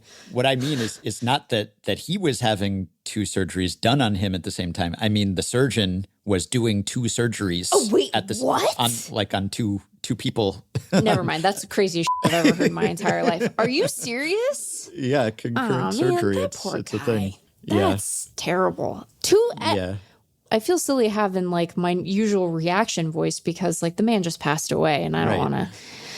Did he know that this guy was going to be performing concurrent surgeries? I do not know. I mean, probably not based on the lawsuit, You should be. right? You should know. You should be informed about that. But, and then you should be able to say absolutely freaking not and remember to take all the bits and bobs out of me. Yeah, don't leave anything in me. Sometimes that happens too. They sew you up and scalpel was on an episode of Grey's Anatomy, at least one.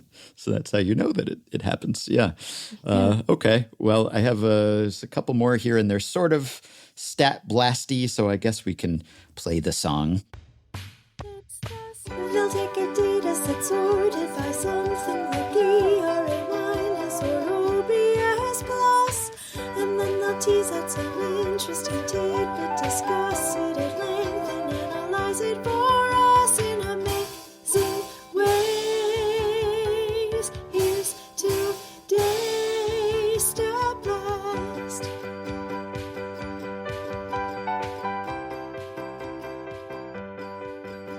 Here's one from Tim, Patreon supporter, who says, possible Stat Blast question, with the recent 7-team trade, technically, in the NBA featuring Kevin Durant, which is believed to be a record, what are the most teams involved in a single transaction in MLB history? I think the answer is 4, and anything above 2 is in itself fascinating and needs to be explored more. I sent this one to Kenny Jacklin at Baseball Reference. And yes, it is 4. They don't have any trades involving more than 4 teams in the Baseball Reference database, but there are 5 4-team trades. We haven't had one of these in quite a while. The first one was February 1953. The Brooklyn Dodgers sent Rocky Bridges to the Cincinnati Redlegs. The Dodgers sent Jim Pendleton to the Milwaukee Braves. The Milwaukee Braves sent Earl Torgeson to the Philadelphia Phillies. The Braves sent Cash to the Cincinnati Redlegs. The Redlegs sent Joe Adcock to the Milwaukee Braves. The Philadelphia Phillies sent Cash to the Braves. The Phillies sent Russ Meyer to the Dodgers. Then it didn't happen again for almost another quarter century. December 1977. The New York Mets sent John Milner to the Pittsburgh Pirates. The Mets sent John Matlack to the Rangers. The Rangers sent Tommy Boggs, Adrian Devine, and Eddie Miller, or maybe Devine, to the Atlanta Braves. The Rangers sent Bert Blyleven to the Pirates. The Rangers sent a player to be named later and Tom Grieve to the Mets. The Braves sent Willie Montañez to the Mets. The Pirates sent Nelson Norman and Al Oliver to the Rangers. The Rangers sent Ken Henderson to the Mets to complete the trade. It's a big one. That's a blockbuster. There's a lot of name brand players in that one. Then it didn't happen for almost another decade. January 1985. We have the Royals sent Don Slott to the Rangers. The Royals sent Frank Wills to the Mets. The Brewers sent Jim Sundberg to the Royals. The Rangers sent a player to be named later and Danny Darwin to the Brewers. The Mets sent Tim Leary to the Brewers. The Rangers sent Bill Hance to the Brewers to complete the trade. Then we go almost another 20 years. We're up to December 2002 here. The Reds sent Elmer Descends and Cash to the Diamondbacks. The A's sent a player to be named later to the Blue Jays. The Blue Jays sent Felipe Lopez to the Reds. The Diamondbacks sent Erubio Durazo to the A's. The A's sent Jason Arnold to the Jays to complete the trade. That seems like a fairly lackluster trade by 4-team trade standards. And then finally, just a couple years after that one, July 2004, this was a noteworthy one. The Cubs sent Justin Jones to the Twins. The Cubs sent Francis Beltran, Alex Gonzalez, and Brendan Harris to the Expos. The Twins sent Doug Minkiewicz to the Red Sox. The Red Sox sent Nomar Garciaparra and Matt Merton to the Cubs. The Expos sent Orlando Cabrera to the Red Sox. I like the one where it's just like, and this other team got in on it somehow. They just wanted to join the party. They didn't want to feel left out. So that's it. We've got 5 4-team trades, according to Baseball Reference, in baseball history. And we haven't had one for more than 20 years. So will we ever have another? Can we get it to 5? Can we go to 5 blades? 5-blade trade. That's what I want to see. I don't know. Here's one from Tyler. We talked about position player pitching. This is related to that. I feel like the majority of position player pitchers are right-handed. How often do we see lefty position players pitching, and do lefty or righty position players pitching have better overall stats against? So I had not considered this. I just hadn't really thought about it. I guess I kind of zone out these days when a position player is pitching. But this is certainly true. So I looked at Baseball Savant, and I just did the entire pitch tracking era since 2008. And overall, helpfully, they have a little flag that you can check that's is position player pitcher or is not position player pitcher. So for the is not position player pitcher, 27.6% of pitches have been thrown by left-handers.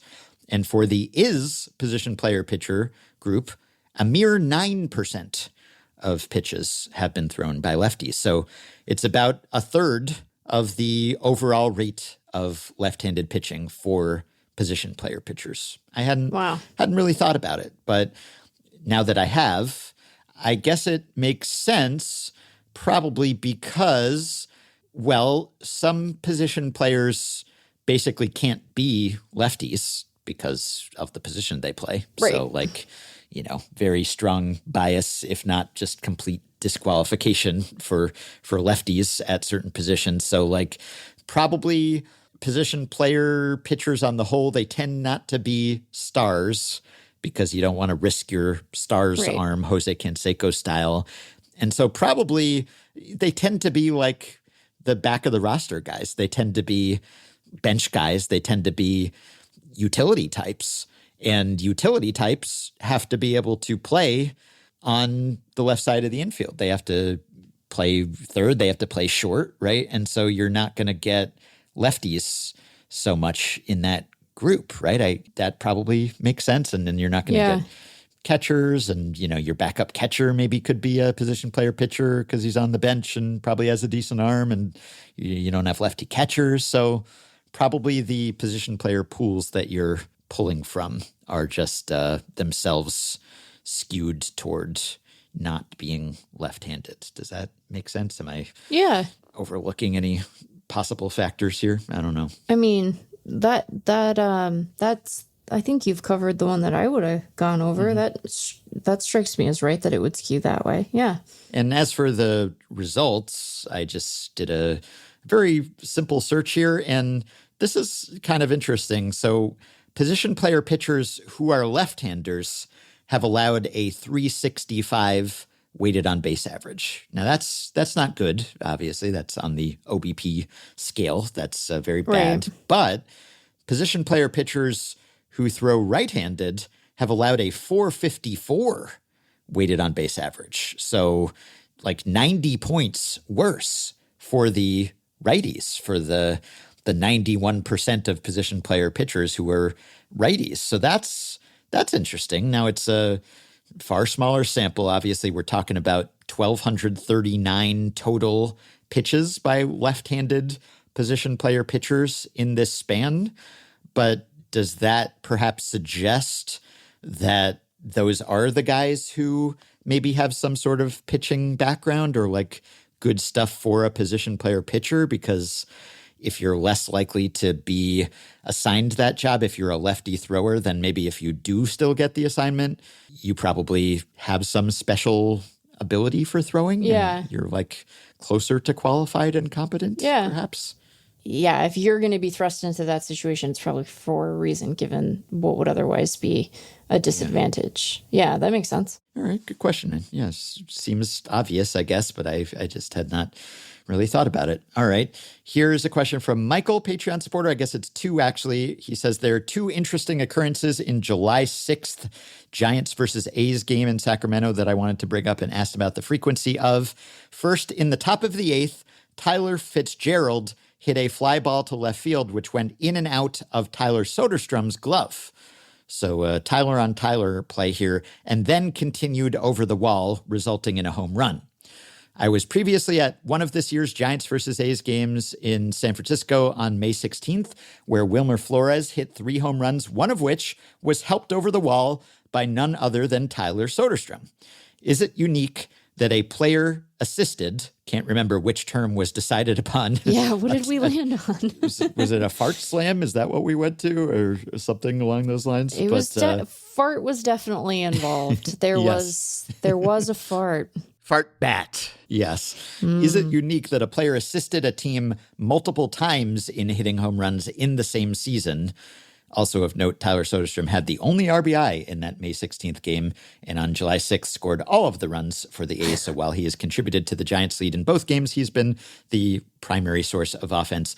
So I sent this one to Alex Vigderman at Sports Info Solutions, who has the data on home run robberies and attempted home run robberies and all the rest. So Alex says, first off, you have to be willing to accept the definition of gets a glove on it, as opposed to bungles a ball in play and it bounces for a homer.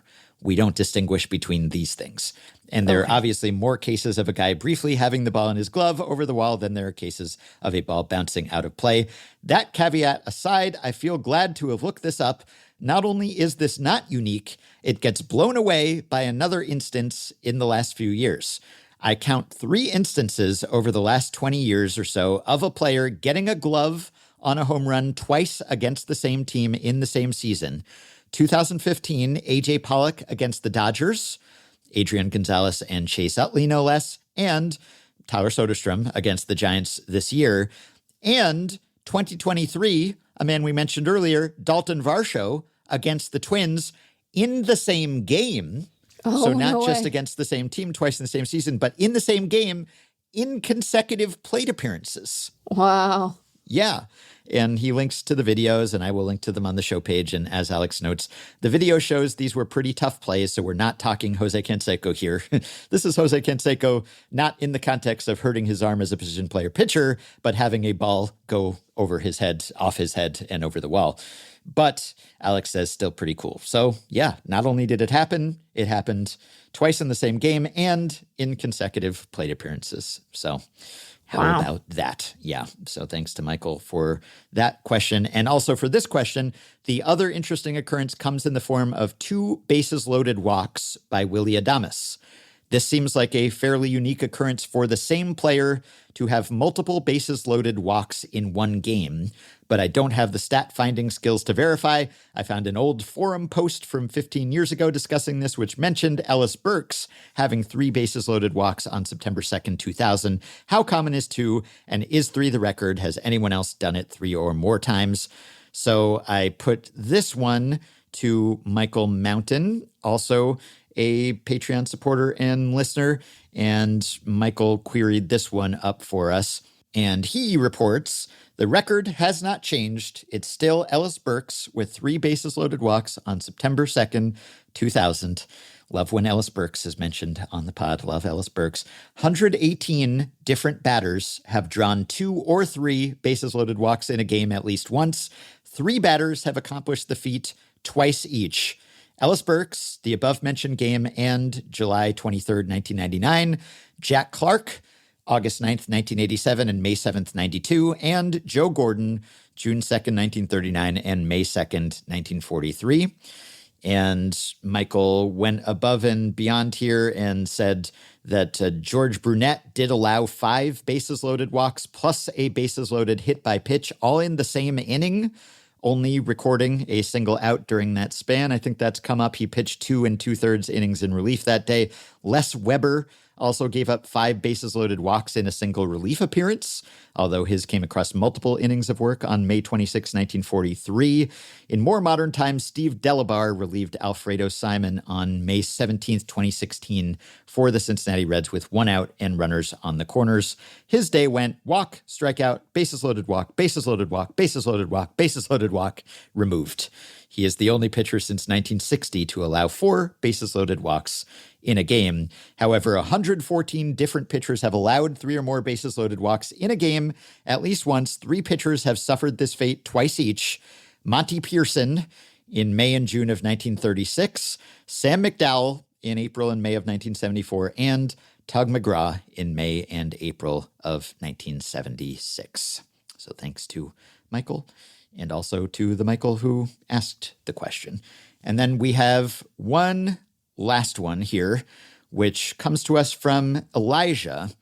And the subject line is here, how much did throwing a ball cost Luis Ortiz? So Elijah actually goes by Eli, says, Luis Ortiz's alleged spot fixing was referenced in the latest Money Stuff newsletter, where Bloomberg author Matt Levine points out that throwing a ball intentionally would have a very small dollar cost to a pitcher, as opposed to something like throwing an entire game, assuming a world in which the player is never caught because of the impact it might have on future earnings. So we're putting aside the impact of getting caught on future earnings, which is a lot, even though Luis Ortiz is currently being paid while he's out. If he is found to have done this on purpose, then he could be banned for life. That'll cost him a lot of future earnings. But we're just talking about the ball itself. And Eli says, that got me thinking, in a world where we can map WAR to some dollar amount, I'm sure it's feasible to calculate the dollar amount intentionally throwing a ball would cost a pitcher via calculating the impact of that ball versus an ordinary pitch on the pitcher's WAR. Obviously, in the real world, dollars don't line up as nicely with WAR, but I'm curious about the magnitude of the effect on a hypothetical pitcher's future earnings. Okay, so the question is like, how much could it cost you just by throwing a ball on purpose? Just like how that's going to affect your stats, potentially, the outcome of that plate appearance, et cetera. Okay. I mean, if you're a guy who's in the majors you have a regular role, right? You're a starting pitcher or you're a reliever who's like really firmly implanted in the bullpen. Any one ball isn't going to matter that much. Right. Because you just have so many opportunities to accumulate stats. Now, where that ball falls in the plate appearance might matter some, right? Yes, it does. If you intentionally throw ball 4, well, that's dumb. Yeah, right. But exactly. I think the potential consequence to him, assuming that there is, malfeasance found here, which like we should just remind people that he's been put on paid administrative leave. He hasn't been suspended. And that distinction is meaningful. It could turn out he was on the take, but we just don't know that yet. Yep. So I want to be careful to not, bury the guy before before they've concluded their investigation. But the issue isn't like that any individual ball from a like dollars per WAR perspective is going to be a problem. The issue here is the circumstances under which he allegedly threw a ball on purpose. Yeah. Now, are there benign circumstances under which you would throw a ball on purpose? Well, not really anymore, right? Because if you want to intentionally walk a guy, you do 4 fingers. But, you could do like a not called intentional walk, I suppose. But typically that decision's not being made by the pitcher. It's being made by the manager or the pitcher and catcher in concert. And they kind of understand, like, you can walk this guy. It's fine. You're not really trying to walk him a lot of the time. But, like, maybe or like, if we walk him, it's better than Aaron Judge hitting a home run. So, his problem is that, like, he is alleged to have thrown a ball on purpose so that somebody could make money on the game. And that might end up being the most costly two balls he's ever thrown in his entire career if it's proven that he did it, because you're going to get suspended. I think that if you are manipulating results in the game as a result of gambling, you're going to get a lifetime ban. And even if you didn't, like, what team's going to hire you? If it's found that he did this, like, his career is over. Yep. Yeah, right? So that's definitely like the financial the disincentive costliest is that ball of all. Yeah, you could get caught and then you could get banned and you could not make any more money as a baseball player, in addition to the reputational costs and all the rest. So that's the real reason why you would have to really get paid to even consider risking this. If you were willing to even compromise your morals, it's just like how much would they have to pay you to try this, to not take a fall, but take a ball, I guess, in this case. So, but I did try to calculate just the intentional ball value. How much would you have to be paid to make up for that? So people can check my math on this, but people have calculated the run value of changing a ball to a strike or vice versa, because, that's important when it comes to calculating framing, for instance. So the number that people have put on that is about like 0.14 runs. It varies a little bit depending on the analyst, but that's just context neutral, all pitches, not considering the situation or the count or anything. In general, that's the value of changing a ball to a strike. And as you said, that varies very much based on the count. So if it's 3-2, well, that's going to be a big run value. That's going to be like half a run or something. Whereas if it's on the first pitch, then it's not that big a deal. And, if this was the first pitch, of course, this scenario with Ortiz. And so if you're doing it on the first pitch of the plate appearance, that's going to have the smallest impact. And so that's going to be the difference. It's going to be about like 0.1 runs, maybe even less, but, we could just use that as a rule of thumb. Yeah. And then if you say 0.1 runs, and keep in mind that's changing a ball to a strike, which is not the scenario exactly. So I'm going to come back to that. But okay, so 0.1 runs, that's like 1/100th of a win. Because if we say that, again, rule of thumb, it's 10 runs to a win, roughly. So 0.1 runs would be 1/100th of a win. And I think FanGraphs is using 8 million per win on the free agent market these days. And so if you say, okay, it's 1/100th of a win, and a win is worth 8 million, then that's $80,000, which is still a pretty significant number, which, I wouldn't say no to $80,000. No, it's these guys make a lot of money. $1 million is still a lot of bucks, and even a fraction of that is still a lot of bucks. So bucks. 80,000. Now, as I said, this is not changing a ball to a strike.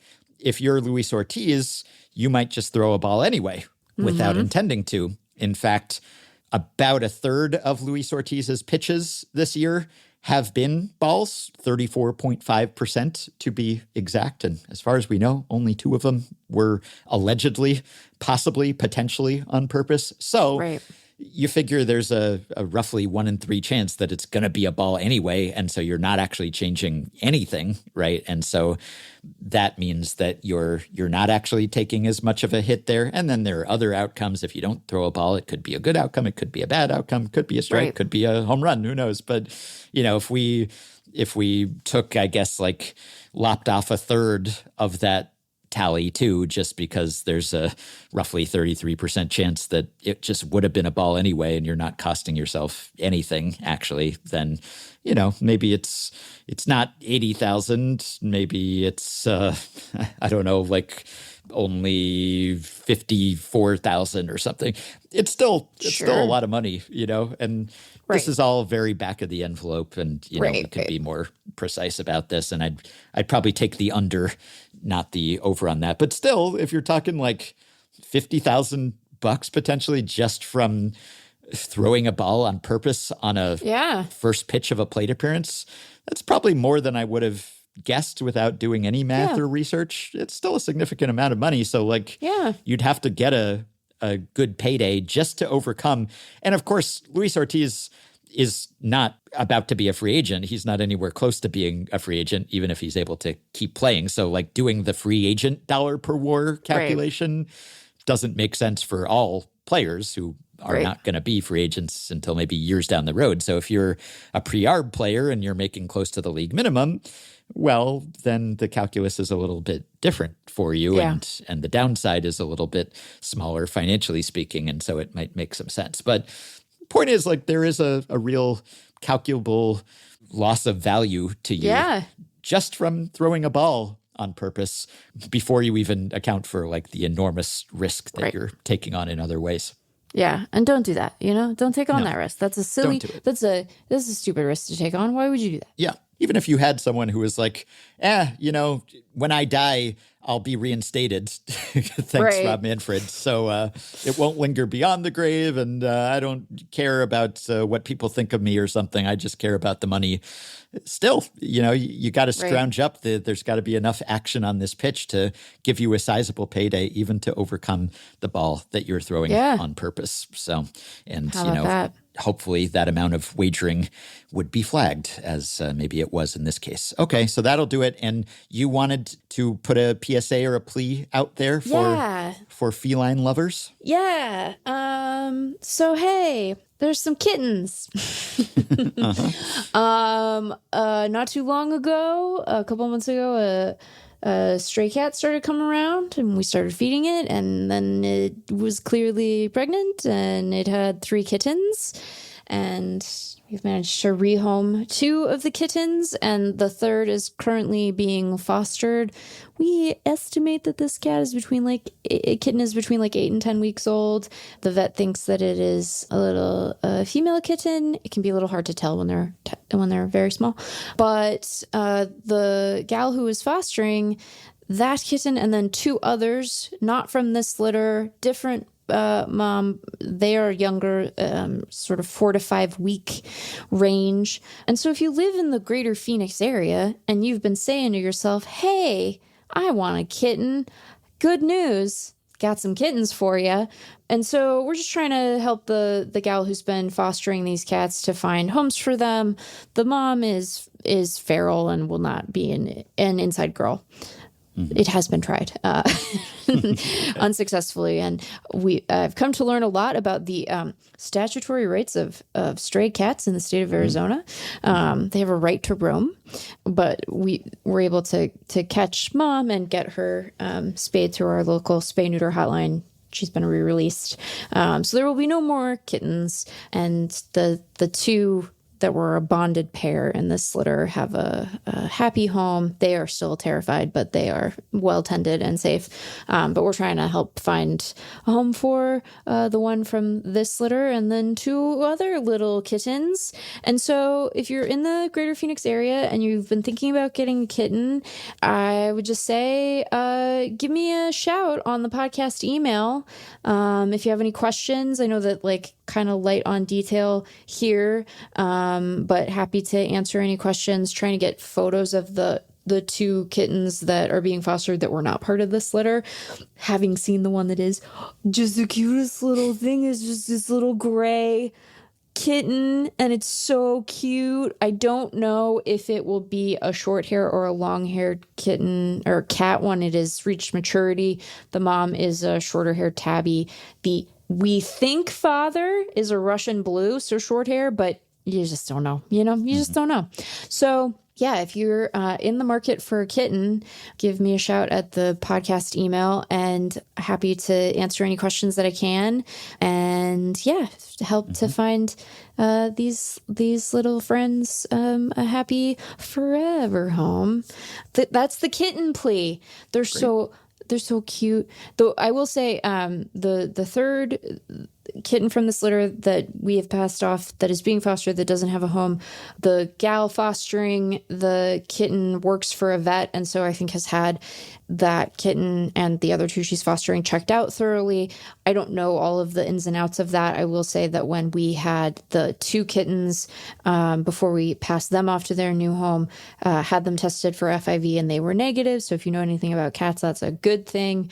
And the mom was FIV negative when we took her in to get her spayed as well. So optimistic that these kittens also do not have FIV. But yeah, give a shout if you are in the market for something adorable.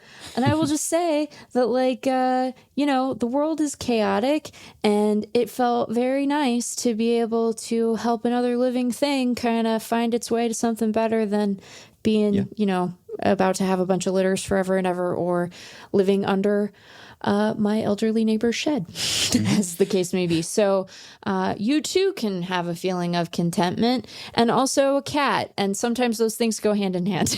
Yes. Sadly, not for me, as I am allergic. Not for you. So I'm not in the market, but someone will be. Someone will be. But yeah, so give a shout if we happy to facilitate whatever handoff and transfer and what have you. So yeah. You can be a Patreon supporter. A Patreon supporter, Ben. That's wonderful. That's wonderful. Great.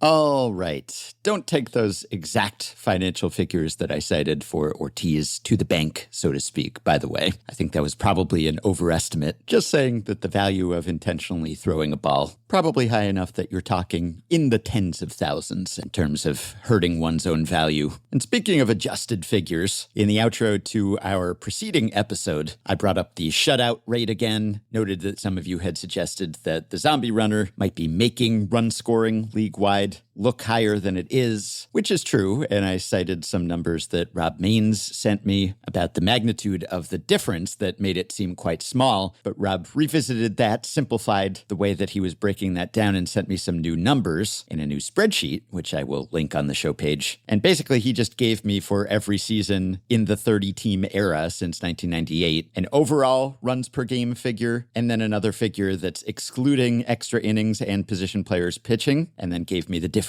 between those two. So this season, 4.37 runs per game overall, but take out extra innings and position players pitching, and it's just 4.21. So that's a difference of 0.16 runs per game. That's sizable. In fact, that is tied with 2021 for the greatest difference since 98, prior to the zombie runner, and back when position player pitching wasn't quite so rampant. The difference was typically about half that, but still, even the adjusted figure of 4.21 runs per game, that's higher than 2022's, higher than 2013 through 2015, higher than 2011. So there have been quite a few seasons that had lower scoring, even aside from these inflationary factors, but fewer shutouts. Also, Meg brought up the one knee down catching stance again. We got an email from Dirk, who brought up catcher bobbleheads and said, I just got a Keibert Ruiz bobblehead. As you can see, the box shows him set up on one knee, but the bobblehead itself is squatting. How long until most bobbleheads reflect the current orthodoxy? Recent Will Smith and Cal Raleigh bobbleheads also feature them in a squatting position. That is an excellent question. I think the traditional crouch/squat is still probably the mental image that most people have of how catchers are set up. So let us know if there has been a one knee down catcher bobblehead. If it hasn't happened yet, I'm sure it will. Finally, we talked about that guy, Dave McCaskill, who did eventually, perhaps belatedly, get banned from Chase Field for this season. Is a serial fan interferer, guy who goes after home run balls, sometimes gets in the way of fielders, often incites reviews, and has gotten ejected repeatedly, but not banned until all the attention recently. He has embraced that attention, and because he can't go to Chase Field, he was cited recently at a game in San Francisco, and he styles himself the home run thief. He was wearing a home run thief jersey. As someone on Reddit said, main character syndrome. Certainly seems that way. Guess he's taking advantage of the fact that for now, at least, he has not been banned league-wide. But I would humbly suggest not trying to make the game about you, as some so-called celebrity fans do. Some, not all. Others are just charming local institutions. I hope you'd consider Effectively Wild a charming institution as we near our 13th anniversary. You can help us keep going by supporting the podcast on Patreon at patreon.com/effectivelywild, where you can sign up and pledge some monthly or yearly amount to help keep the podcast going, help us stay ad-free, and get yourself access to some perks, as have the following 5 listeners: Samuel Bayer, Lively Raccoon, Matthew Feary, Gray K, and Casey Clowen Dunsworth. Thanks to all of you.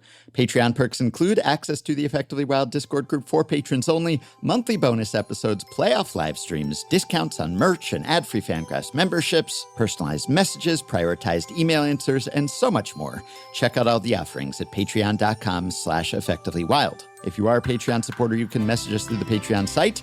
If not, you can contact us via email. Send your questions, comments, intro and outro themes to podcast@fangraphs.com. You can rate, review, and subscribe to Effectively Wild on iTunes and Spotify and other podcast platforms. You can join our Facebook group at facebook.com/group/effectivelywild.